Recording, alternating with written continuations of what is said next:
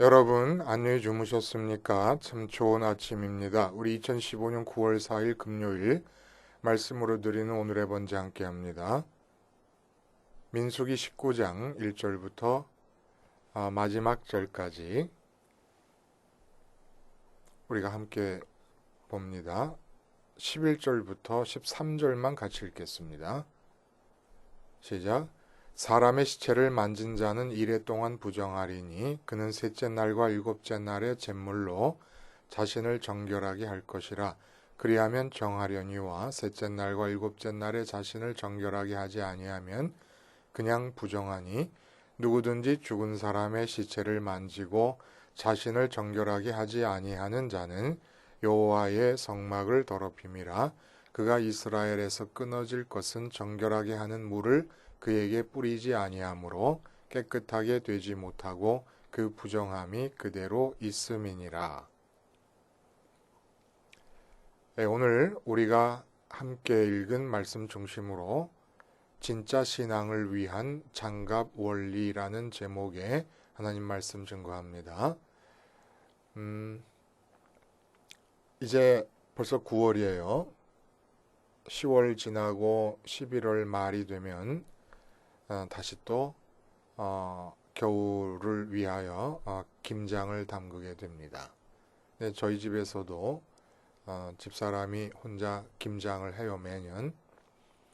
그게 뭐 김장이 양이 많지는 않아도 그 일이 많습니다. 일이 많아서 그래서 저는 제가 할 일을 하다가 이렇게 나와 보면은 혼자 바쁘게 움직이고 있어요. 그래서 어떨 때는 그냥 그 장갑을 끼고 일을 도와주겠다고 이제 같이 거들 때가 있어요. 뭘 해야 될지 잘 모르면서.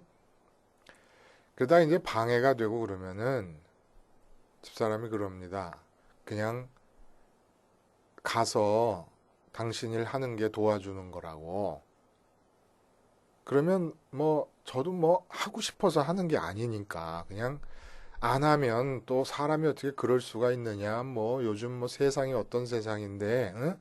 남녀의 차별이 없는 세상에 뭐 이럴까 봐 그저 뒷골이 땡겨서 도와주겠다고 갔던 건데 혼자 하겠다 그러면 뭐 저도 얼씨구지요. 그래서 장갑을 휘딱 벗고 나옵니다. 근데 이제 이게 문제예요. 고무장갑을 벗을 때 이 고무장갑을 끼워본 적이 없다 보니까 그 뒷일을 생각하지 않습니다. 그래갖고 이 손목 부분에서부터 장갑을 이렇게 벗어 제껴서 장갑 속이 다 드러나도록 해가지고는 그 김장 속이며 뭐며 난장이 돼 있는 그런 상황에다 휙 던지고 가버리는 거예요. 나중에 집사람이 뭐 딴 걸 하다가 그걸 보게 되면 안 뭐라고 세상에 장갑을 어떻게 아무리 정말 생각이 없어도 이렇게 벗어놓을 수가 있느냐고 난리가 납니다. 장갑 안쪽으로 김장 속이나 이런 그 김치 속 같은 게 묻으면 안 되잖아요, 사실은. 이렇게 참 생각이 없습니다, 사람이. 이게 장갑 원리예요.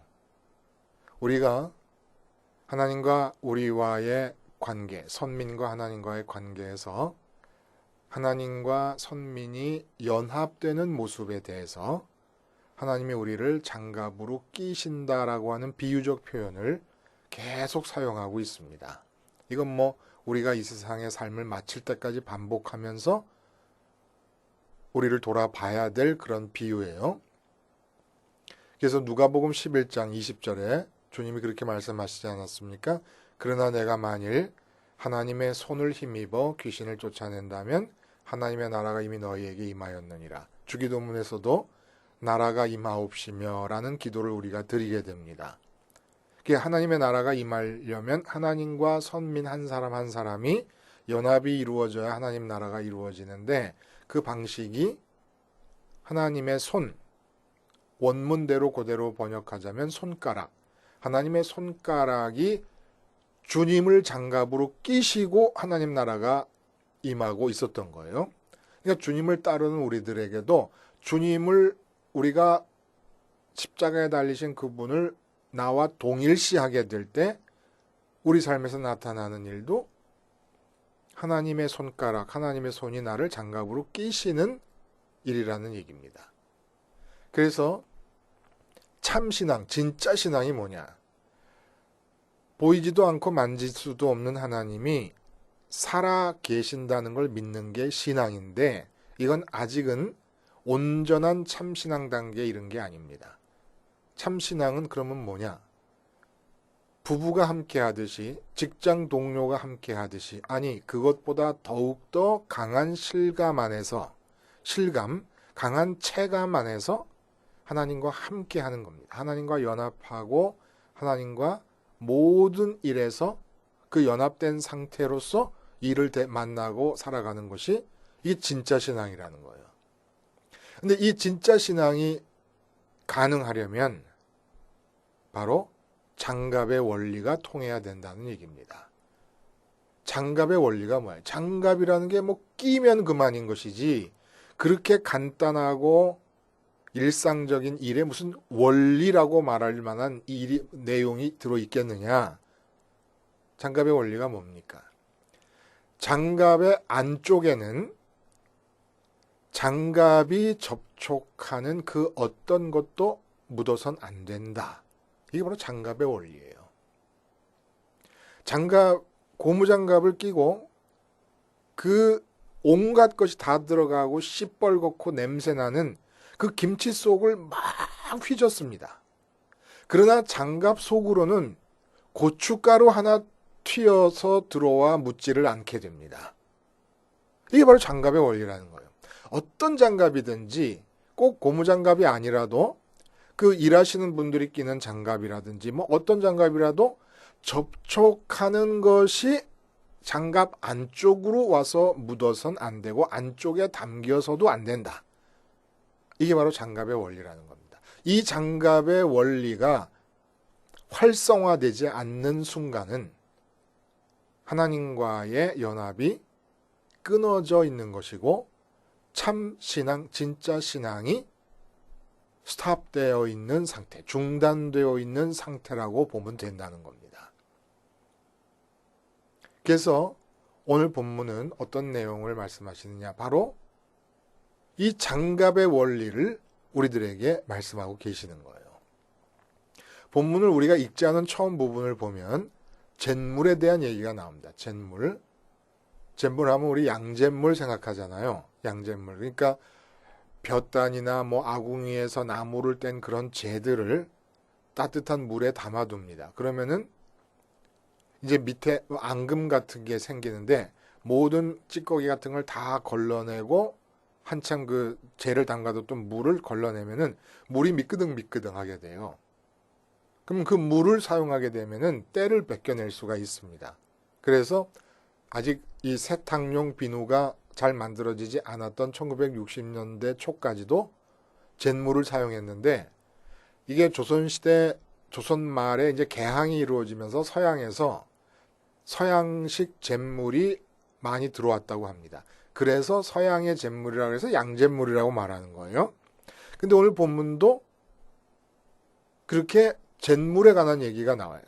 송아지와 백향목 등 여러 가지 재료를 다 태워가지고 재를 만들어가지고 그것으로 잿물을 만들어서 정결케 하는데, 빨래를 하는데 쓰는 게 아니에요. 더러워진 빨랫감을 깨끗하게 하는 세탁용이 아니라 시체와 접촉하게 되어서 더럽혀진 자, 그것을 정결하게 하기 위한 잿물로 사용하라는 그런 잿물 제조법이 나오게 됩니다. 이게 뭐 온전하여 흠이 없고 아직 멍에매지 아니한 붉은 암송아지를 백향목과 우슬차 홍색실을 함께 불에 태워서 나온 재로 정결케 하는 물을 만들어라 라는 얘기를 하십니다. 여기서 우리가 한 가지 염두에 둘 것은 죄의 속함. 이게 이제 복음의 핵심 문제 아닙니까? 근데 죄에 속하면은 여러 가지 요소가 존재한다는 거예요. 먼저 죄값이 속해져야 돼요. 그렇죠? 죄 지었으면 그 죄 진 값이 있을 거 아닙니까? 죄값이 속해져야 되고, 그리고 죄값을 아무리 속해도 내가 죄적 존재로 있는 상태로는 또 죄가 발생하니까 죄적 존재가 죽는 일이 일어나야 됩니다. 이게 이제 번제의 의미죠. 죄적 존재인 우리 마음의 상태가 죽는 거예요. 그리고 나면 된 거냐?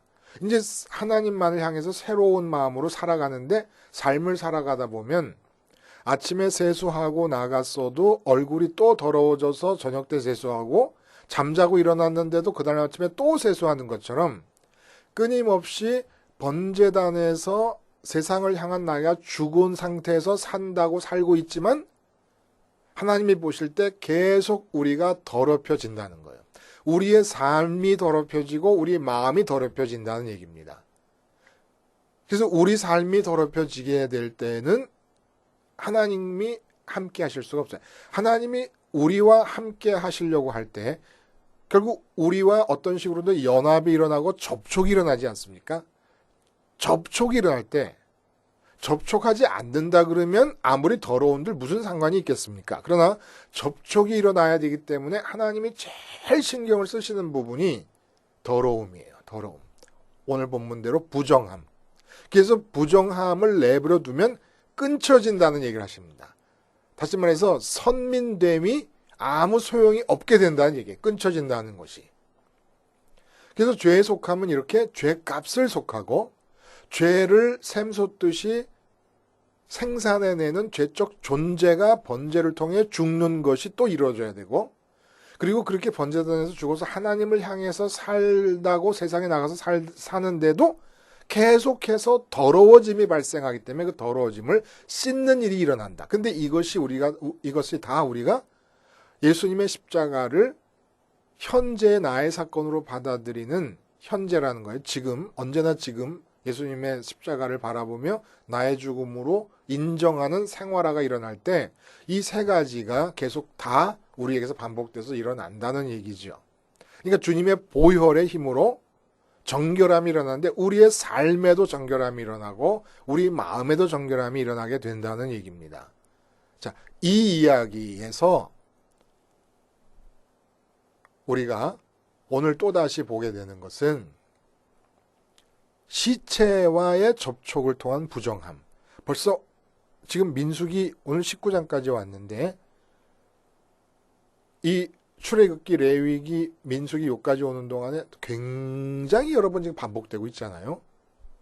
이렇게 반복되는 이유는 그만큼 하나님께서 선민에게 율법을 주시면서 이렇게 계속 반복되고 선민과의 관계에 관해서 언급하시면서 반복되는 내용들이 있다는 것은 하나님이 그만큼 신경을 쓰신다는 얘기예요.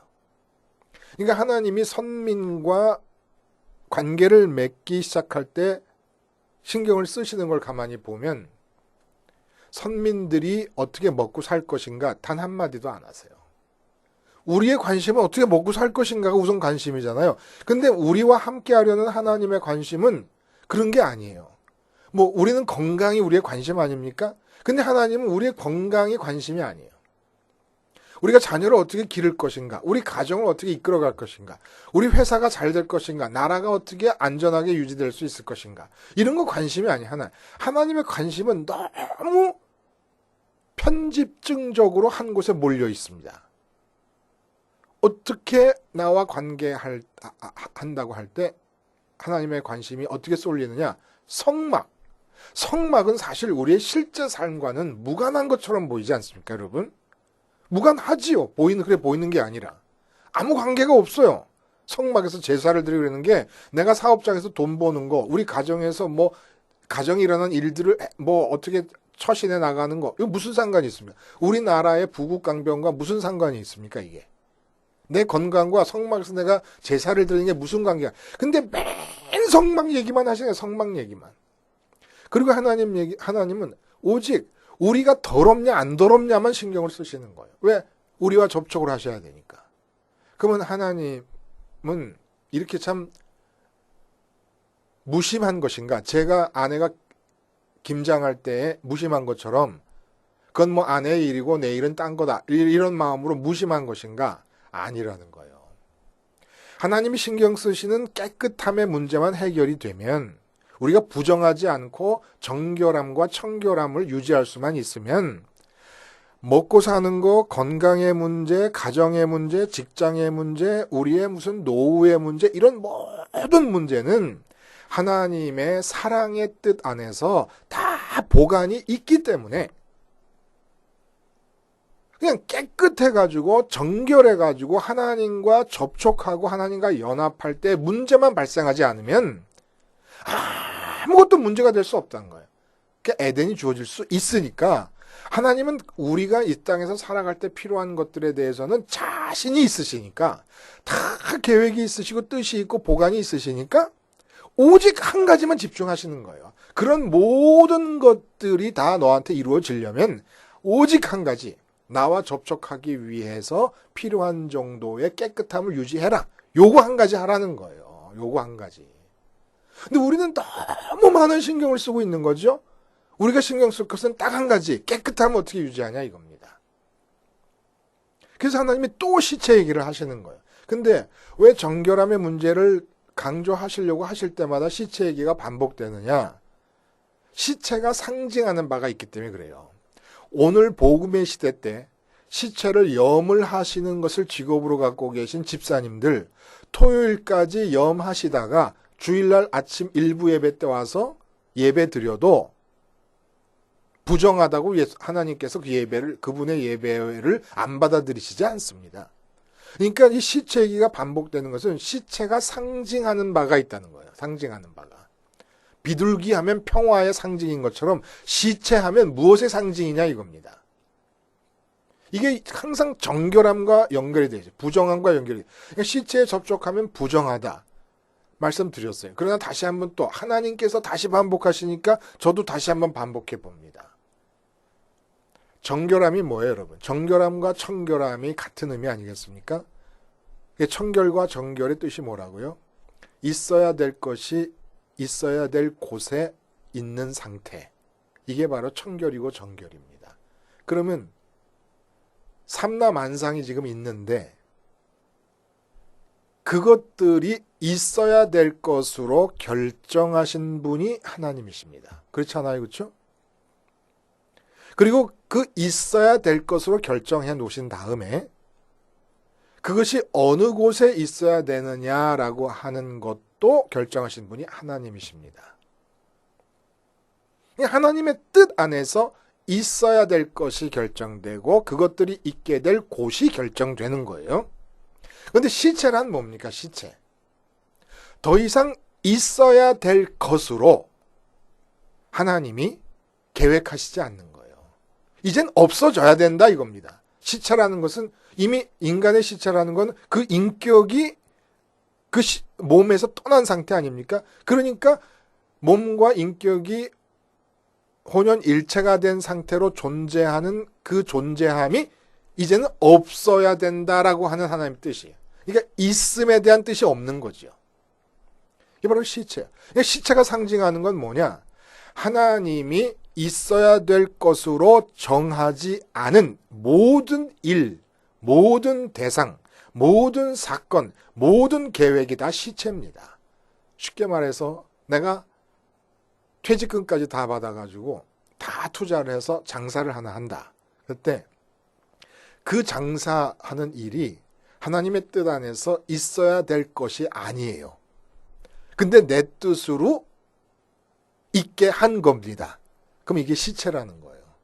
근데 우리 기독교인들조차 어떻게 사느냐 하면 하나님 뜻 안에서 있어야 될 것으로 결정된 바 없는 일들을 내가 시작하면서, 그러니까 시체를 만지면서 하나님께 내가 만지고 있는 이 시체가 잘 되게 해달라고 기도를 하게 되는 경우가 있다는 거예요. 개업 예배 드릴 때 저는 아주 일괄적으로 이 점을 지적을 했습니다. 하나님 뜻에 맞는 것을 시작하고 있느냐. 이게 중요해요. 그리고 자식에 관한 일, 예를 들어서 하나님 뜻에 있어야 될 것으로 계획되고 있지 않는데 내가 자식을 위해서 사랑한답시고 이런저런 계획을 자식에게 적용을 시킵니다. 그러면 자식에게 계속해서 시체를 들이대는 거예요.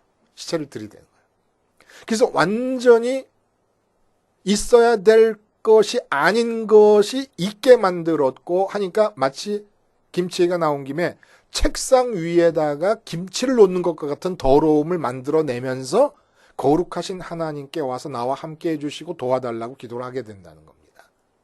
이건 이미 선민으로서의 삶의 모습이 중단된 상태. 이렇게 되면 어떤 일이 일어나냐? 하나님의 관심은 하나님의 계획 안에서 나를 통해 이루시려고 했던 깨알같이 많은 긍정적이고 적극적인 많은 계획의 알들이 있었는데 그걸 부활시키려고 하시는 알들이 있는데 그거 다 접어두시고 내가 선민이라면 더러움을 제거하시는 일에 집중하시게 됩니다. 이럴 때 나타나는 일이 우리의 삶의 평강이 깨어지는 거예요. 우리가 계획하고 있는 일들, 그 시체 아닙니까? 시체로서 만지고 있는 모든 일들을 다 무산시키는데 총력을 기울이십니다. 심지어는 나의 건강까지도 하나님께서 회초리를 드시면서 뭔가 어느 부분에서 우리가 시체를 만지고 있고 하나님과의 연합이 방해될 수밖에 없는 더러움을 내 스스로 만들어내고 있다는 것을 깨우치게 하시는데 총력을 기울이시게 돼요. 모든 긍정적이고 적극적인 창조적인 사역은 다 들이제껴놓고 그럴 때 우리 삶에 어려움이 있어요. 근데 하나님 뜻 안에서 하나님의 장갑이 되어서 일을 하게 될 때 사도 바울처럼 사도들처럼 베드로처럼 순교하고 돌에 맞는 경우가 생겨요. 근데도 그때도 하나님의 뜻이면 특징이 뭐냐면 내 마음의 평강이 깨지지 않는 거예요. 사탄의 가시 같은 말뚝이 내 몸에 박혔어요. 그런데도 내가 하나님의 장갑이 돼서 살아갈 때 그것이 나를 교만하지 않게 하기 위한 하나의 하나님의 사랑의 방편으로 느껴지면서 그 고통의 담벼락을 넘어설 수 있게 됩니다. 자, 그러면 어떻게 우리가 정결함을 유지하면서 살아요? 하나님이 함께야 참신앙이니까 살아계신 하나님이 정결함을 유지하면서 살아요. 매사에 이게 하나님의 뜻 안에 있는 겁니까? 없는 거니까? 없는 곳에 손을 대면 더러워지는 거니까. 있어야 될 것이 아닌데 내가 마음대로 만들어내서 있어야 될 것을 갖다 두면 더러워지는 것이니까. 그럼 매사에 이렇게 물어봐야 되는 겁니까? 매사에 물어봐야 되죠. 그러나 더 근원적인 문제가 있다는 거예요. 하나님의 뜻 안에 있는 것들만을 내가 말하고 행동하며 살려고 하면은 내가 하고 싶은 일이 떠올랐을 때 하나님 이게 하나님 뜻 안에 있습니까? 없습니까? 이렇게 묻는 생활의 수준에서 더 근원적인 차원으로 나가자 이거예요. 어떻게 해야 됩니까? 하나님 안으로 들어가는 겁니다. 장갑은 하나님 그 주인이 장갑을 끼어서 주인이 뜻하는 바대로 움직여 가지 장갑이 접촉하는 대상을 눈앞에 보고 있을 때마다 이것들을 내가 접촉해야 됩니까? 말아야 됩니까? 라고 묻지 않아요. 문제는 주인이 끼시게만 하면 되는 겁니다. 끼시게만. 그러니까 장갑의 겉이 우리의 몸이라면 김장 담그는 그 고무장갑의 속이 우리 마음인 거예요. 그러니까 하나님의 뜻 안에 있는 것들만 행동하며 살려 그러면 우리 마음에 떠오르는 것들, 우리가 하고 싶은 것들을 하나님의 뜻에 맞는 겁니까? 아닙니까? 물어보지 말고 그런 차원에 머물고 있지 말고 안 물어보는 것보다는 훌륭하지만 그건 참신앙의 단계에 오른 게 아니라는 얘기입니다. 그럼 하지 말고 하나님의 손이 우리를 낄 수 있게 하면 되는 거잖아요. 그러면 빌립보서의 말대로 소원을 두시고 행하신다는 것처럼 하나님의 장갑이 우리를 끼시고 나면 하나님의 뜻이 그대로 우리의 몸을 통해 표현이 되는 겁니다. 그러려면 어떻게 해야 돼요? 장갑의 원리가 필요하다는 거예요. 우리 삶이 더러워지고 우리 마음이 더러워요. 두 개의 차원이 있다. 그러니까 우리 마음에서 문제를 해결하면 우리 삶의 문제가 삶에서의 더러움의 문제가 해결이 된다는 겁니다. 삶에서 내가 이거 할까요? 저거 할까요? 묻지 말고 내 마음에서 장갑의 원리를 사용하라는 거예요. 장갑의 원리가 뭐였어요? 접촉하게 되는 그 어떤 것도 장갑 안에도 담지 않고 묻지 않게 한다. 하나님께서 나를 장갑으로 삼으실 때 장갑 안쪽이 내 마음이에요. 내 마음에 아무것도 담겨 있지 않으면 하나님이 나를 끼실 수 있다는 겁니다. 하나님이 나를 끼시면 이것저것 물을 필요가 없는 거예요. 그래서 어거스틴이 말한 게 진리라는 거예요. 하나님을 사랑하라. 그리고 네 마음대로 해라. 하나님을 사랑해서 하나님이 나를 장갑으로 끼실 수 있을 만큼 내 장갑에 속인 내 마음이 깨끗하면 그 다음에 장갑으로 끼시고 어떤 일을 하시든지 간에 하나님 뜻이 되는 거 아니겠습니까? 근데 장갑이지만 인격이에요. 그러니까 내가 인격이랍시고 내 스스로 판단할 수 있다라고 생각하면서 예를 들어 이러이러한 장사를 내가 해야 되겠다. 뭐 골프채를 외국에서 수입하는 장사를 내가 해야 되겠다. 해서 내 마음에 그걸 담았다. 그러면 골프채를 수입하는 게 하나님의 뜻 안에 있으면 내 몸이 접촉하면 되는 거예요. 근데 장갑의 원리에 입각하면은 그 골프채 장사가 왜 내 마음 안으로 들어옵니까? 이거는 집사람이 김장을 담그면서 김치 속을 고무장갑 안으로 집어넣는 것과 똑같은 거라는 겁니다. 그래 갖고서야 어떻게 하나님과의 연합이 일어나겠습니까? 하나님이 어떻게 나를 장갑으로 끼실 수 있겠습니까? 주님이 하신 말처럼 내가 사업장에 나가서도 사업을 하면서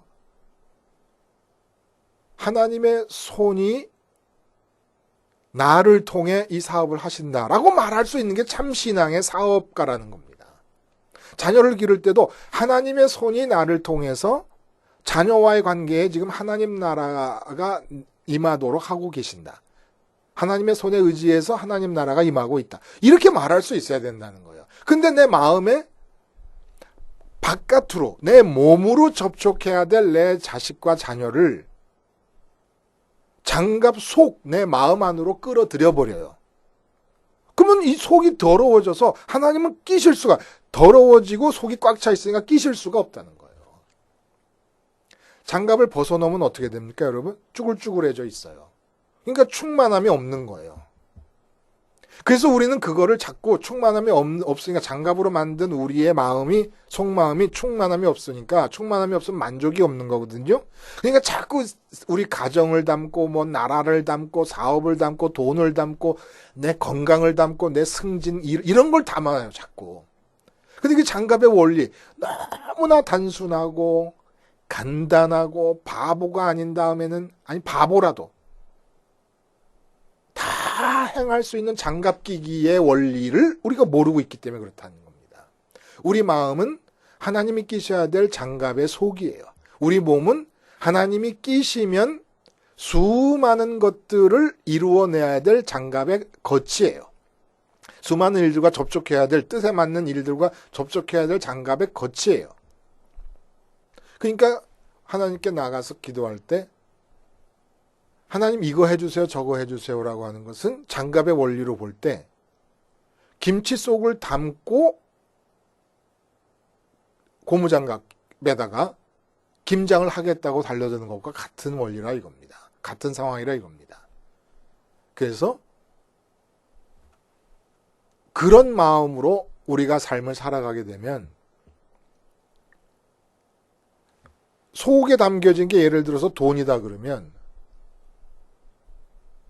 자식을 그 손으로 만질 때 자식에게 돈이 묻어나요. 돈 얘기 한마디도 안 해도 내 마음속에 돈이 들어차 있으면 자식을 기를 때 돈 많이 벌 수 있는 길로 가도록 기르게 됩니다. 그러니까 돈으로 만져요. 그러니까 자식도 더러워져요.